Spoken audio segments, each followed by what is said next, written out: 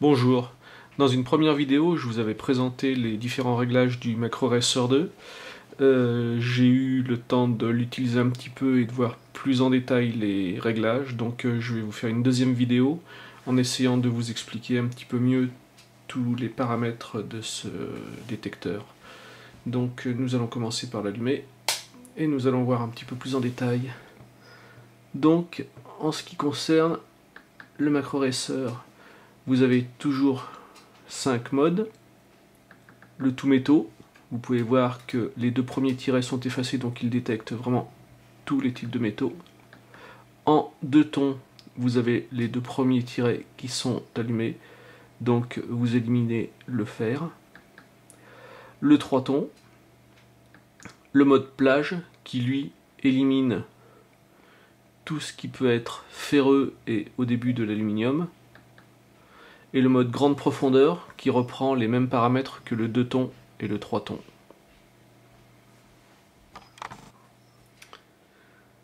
Maintenant, nous allons voir d'autres réglages. Donc si on part sur le tout métaux, vous avez le gain. Vous n'avez pas ni de filtre, ni de notch. Tout ce qui concerne la discrimination ne concerne pas le tout métaux. Vous allez directement sur le threshold. Donc le threshold est une sonorisation de fond qui est utilisée en tout métaux et que vous pouvez augmenter ou diminuer. Ce qui fait qu'en détection tout métaux, vous allez avoir le ronronnement et uniquement quand vous allez passer sur un objet métallique, il va y avoir un bip. Ensuite, le ISAT.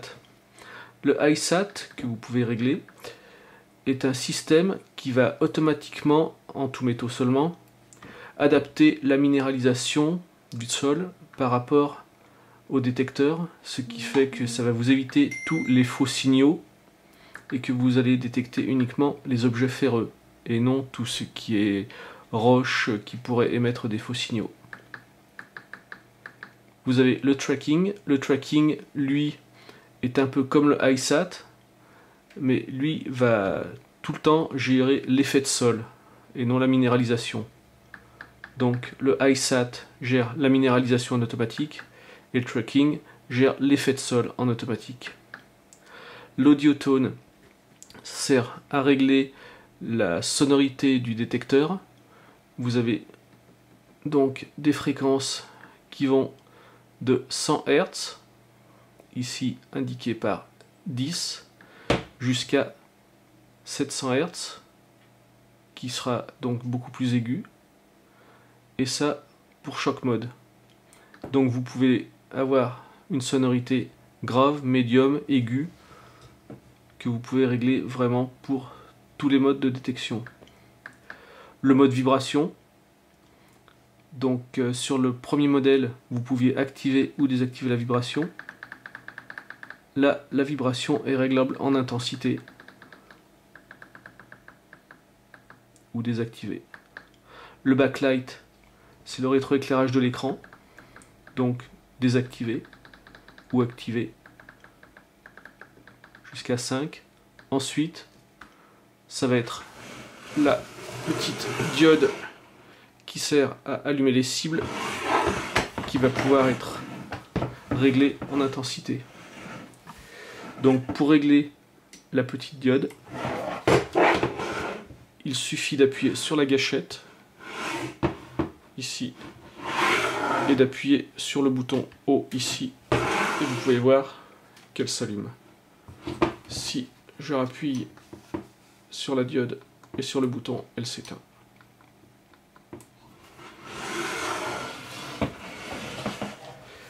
Et ensuite,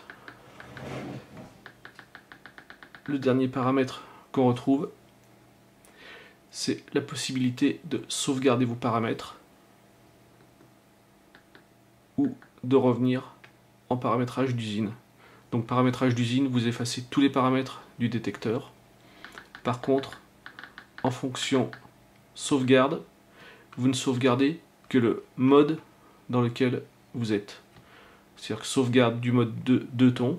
Vous pouvez aussi sauvegarder en tout métaux vous pouvez sauvegarder en mode 3 tons, en mode plage et en mode grande profondeur.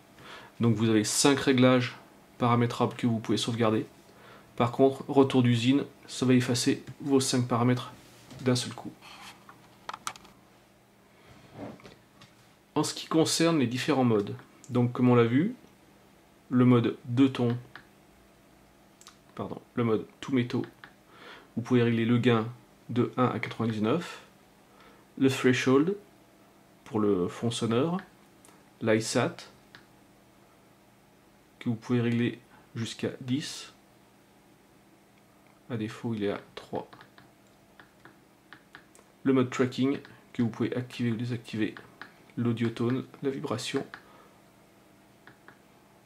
le rétroéclairage.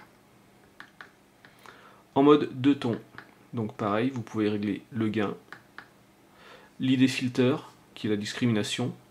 Donc comparé au racer numéro 1, qui était en ferreux jusqu'à 20, là, sur le racer 2, ils ont réduit la plage, et maintenant, les ferreux montent jusqu'à 10. Sur différents essais, à partir de 23-24, vous pouvez taper dans des monnaies, donc ne pas discriminer comme sur les anciens à 35-40, car là vous pouvez perdre vraiment beaucoup de cibles. Donc l'ID filter en 2 tons, je me contente d'un 10, voire éventuellement 15 sur un terrain pollué.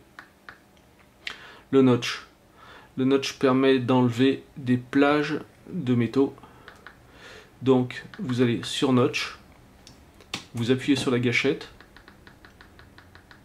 vous faites plus et vous rappuyez sur la gâchette et toute cette plage sera éliminée.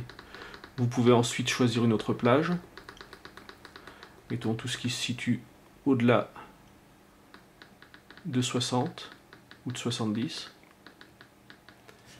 Vous appuyez sur la gâchette et là vous sélectionnez jusqu'à 99.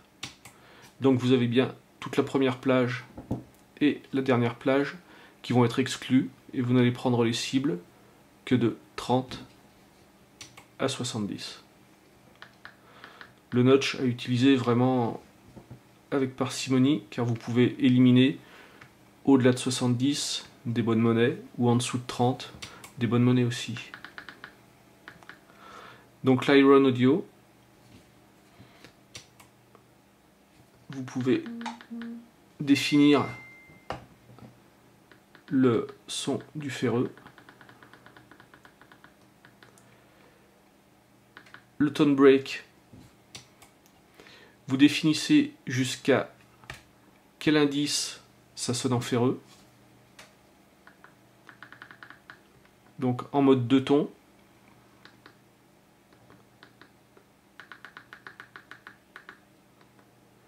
Tout ce qui sera en dessous de 10 sera en ferreux, mais vous pouvez monter à 15 ou à 20, donc tout ce qui sera en dessous de 20 sonnera comme en ferreux. En mode 3 tons, vous avez la même chose, donc le tone break en ferreux, vous définissez jusqu'à combien ça sonnera en ferreux, on va dire 20, et vous pouvez définir tout ce qui sonnera comme l'or ou les non ferreux.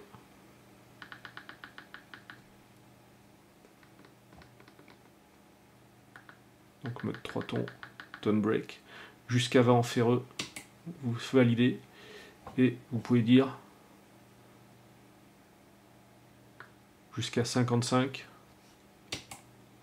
donc de 0 à 20 ça sonnera en ferreux, et de 20 à 55 ça sonnera en or ou non ferreux. Au-delà de 55, vous aurez un son beaucoup plus aigu. Revenons au mode de ton.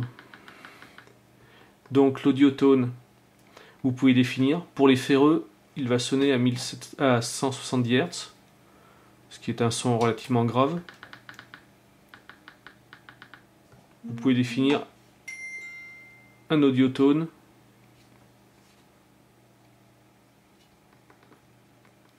il faut revenir en 3 tons pour faire l'essai. 3 tons, voilà. Audiotone, pour les ferreux, vous pouvez définir 250 Hz. Pour les non ferreux, si vous aimez les sons aigus, on peut monter à 500 Hz, voire plus, 550.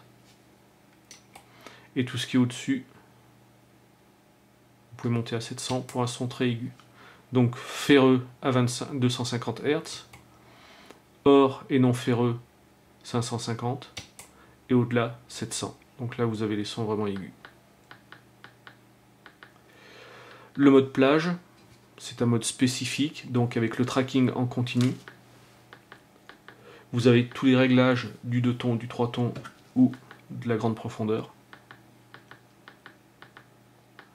Et en ce qui concerne le nouveau mode grande profondeur, il s'agit à peu près du mode 2 tons, avec les mêmes paramétrages, à ceci près que le mode grande profondeur est beaucoup plus puissant. En mode 2 tons, une pièce de ce type va être prise à 18-20 cm.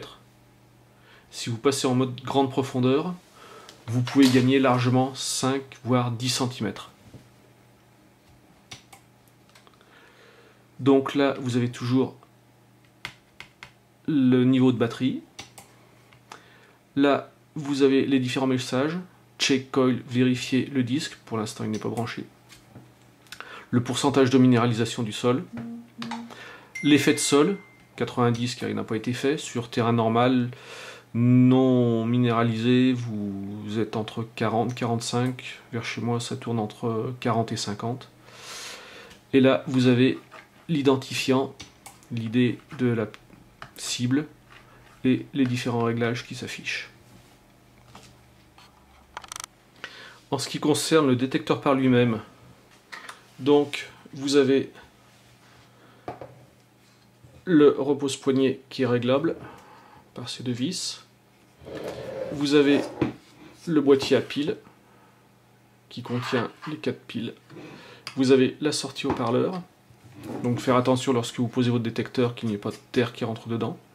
Personnellement, je mets la housse de pluie qui permet de le protéger. Vous avez sur le dessus le bouton de mise en marche et de réglage du volume. Et ici, la prise jack pour les écouteurs. Sinon, vous avez donc la gâchette qui vous sert aux différents réglages. Vous avez la LED d'éclairage, la prise pour le disque, et ici la trappe qui sert à mettre le module pour le casque sans fil. Donc il s'agit d'un nouveau casque sans fil qui ne marche plus en Bluetooth comme sur le premier modèle, mais qui va être en numérique et qui donc n'aura aucun décalage. Au niveau des accessoires, donc comme je vous disais, il y a la protection pluie pour le cache-pile, qui évite de salir l'appareil et qui protège le haut-parleur.